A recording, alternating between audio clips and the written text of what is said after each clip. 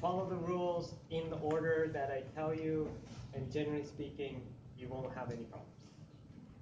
Well, you won't have any problems due to running.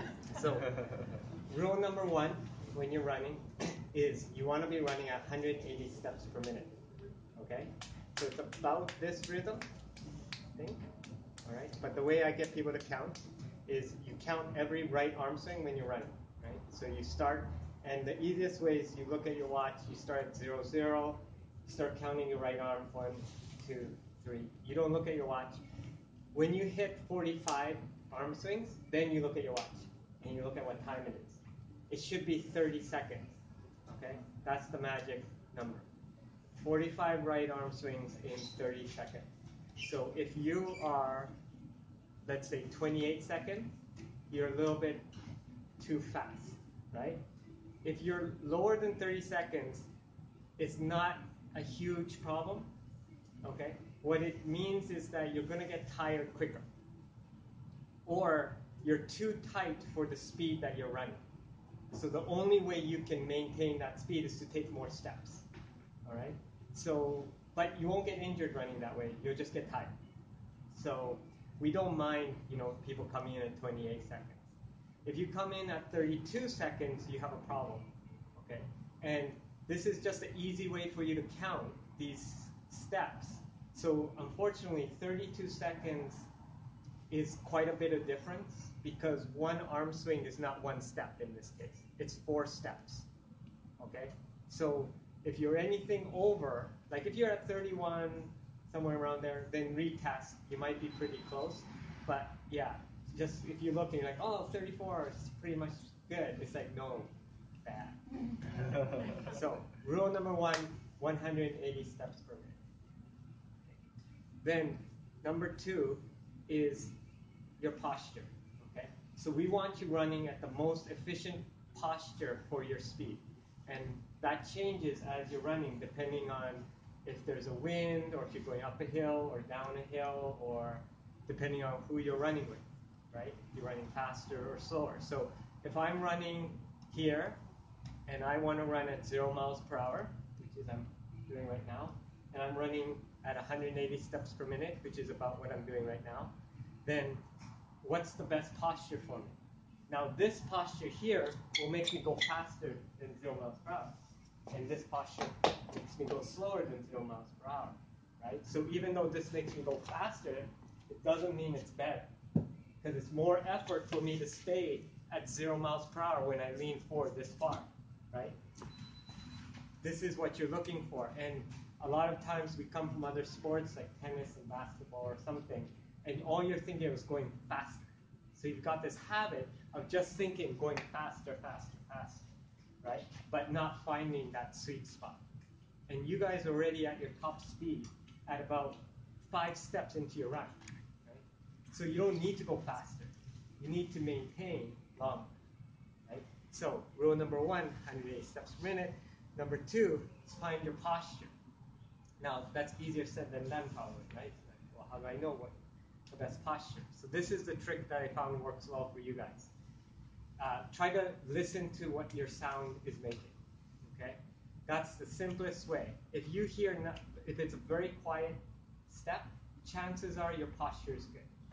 If you hear a slapping sound, or that sharp, or you find that your back of your heel rub is like quite worn out, or you have a heavy step, right? Probably you're leaning too far back, and you need to be a little more forward, okay? And vice versa, if you hear a scuffing sound, what's that scuffing sound? If you hear like shuffler, or you hear that chances are you're too far forward and you need to come back. Okay? Now, when you say coming forward and back, the thing that I notice a lot of people do is when they're like, oh, I'm making that loud noise, I gotta come forward. And what they do is they go like this. This is not coming forward. The forward is almost like a ski jumper's position. It's coming from your ankles. So forward is this.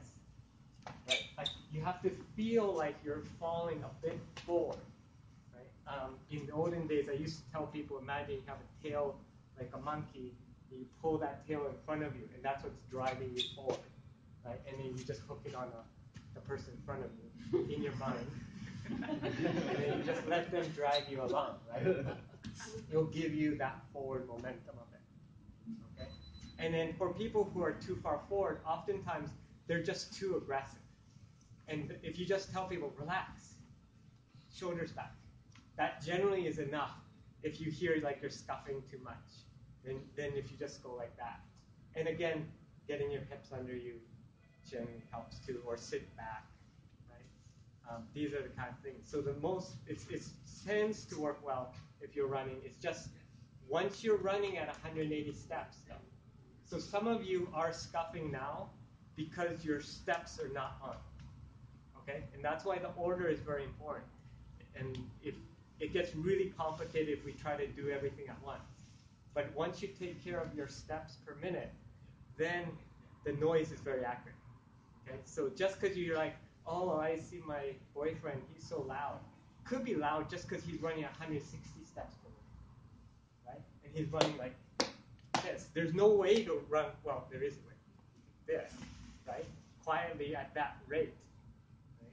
So if he just runs up and gets a little bit quicker in steps, that noise might go away on its own. Okay? So, like I said, it's very important to make sure you got that 180. Then you can use the sound, and it's very accurate. Okay, and once again, slapping sound tends to be a little more forward, so you can think of the ski jumper position, leaning a bit from your hips, or like you have a monkey tail, right?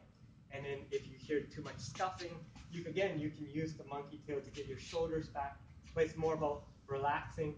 Like you might just in your mind be like, oh yeah, I'm a crazy person, just like, right? And just okay, just relax a bit.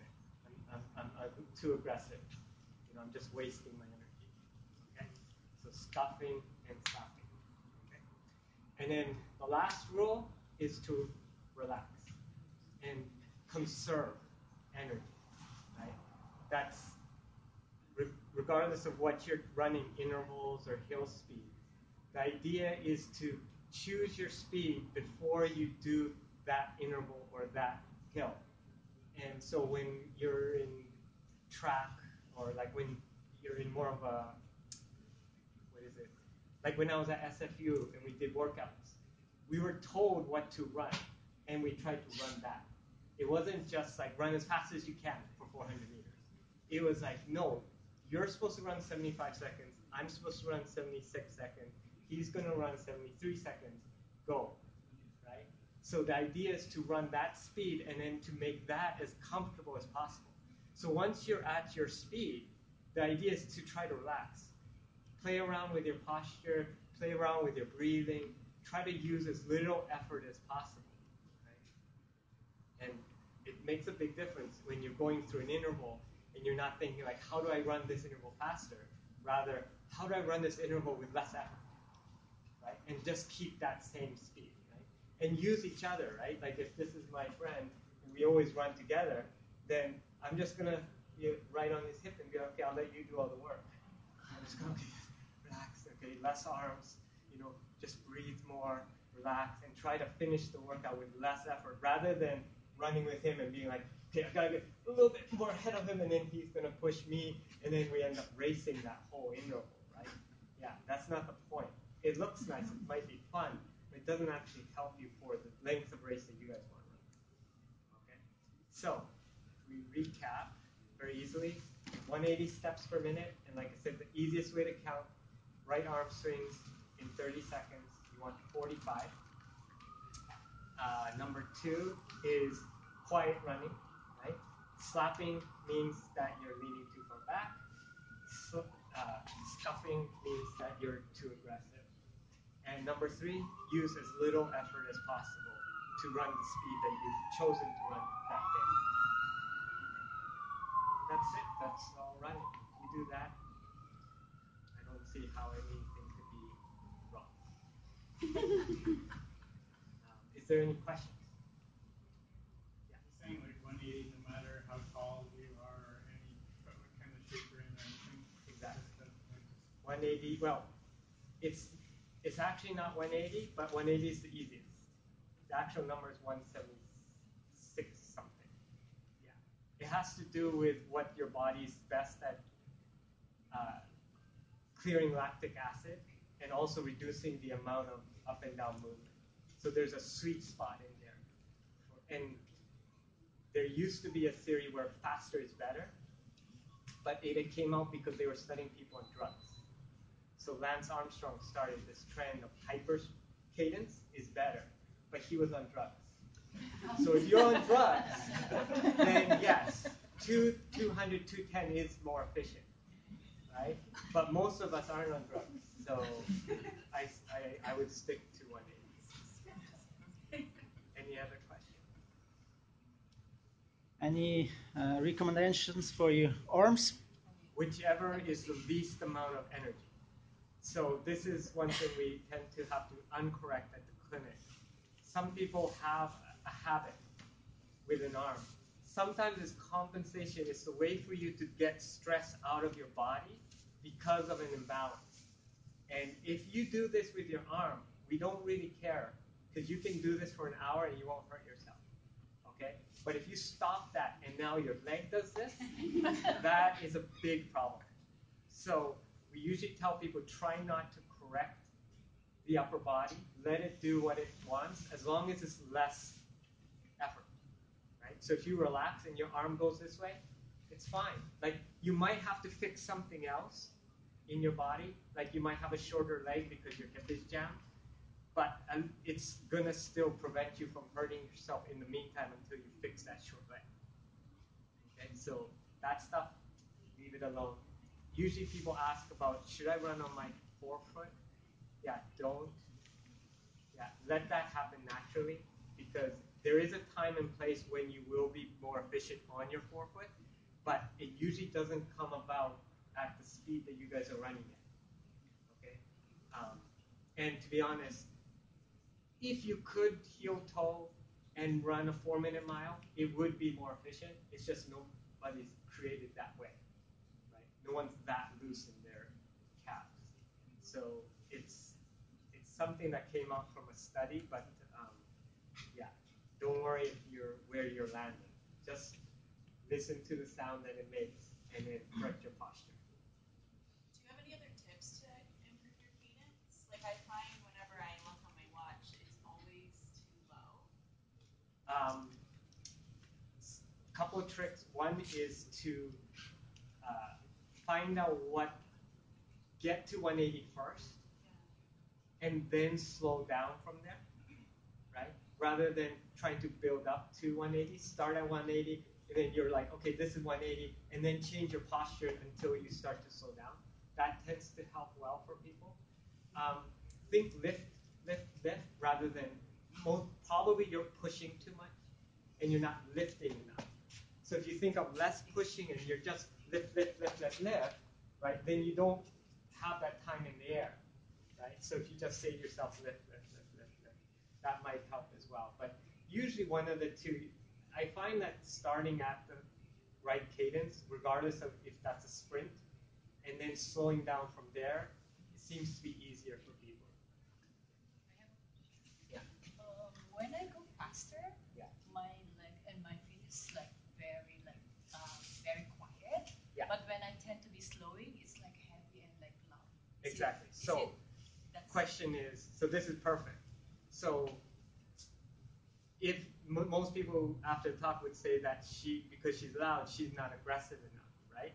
But probably what she does is when you run slower, I bet you don't run at the same cadence. So you're going to 160 to run slower, and then when you run faster, you're probably at 180. So your posture is made for 180 for that higher speed. You haven't changed your posture back to run at the slower speed. Correct or wrong, or I don't know. You have to tell me if you're running at 180 when you run slow. Yeah, usually it's so fast, like 180, because I do sprint before. Oh no, so but I need to know if you're taking, when you're running slower, if you're running at 180 steps per minute or not. I bet you're not. Yeah. Most people, when they say that, they are slowing their cadence down to run slower.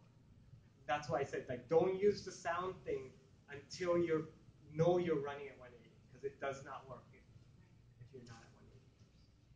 Yeah. When you're running and you're in the right posture, where are your eyes looking?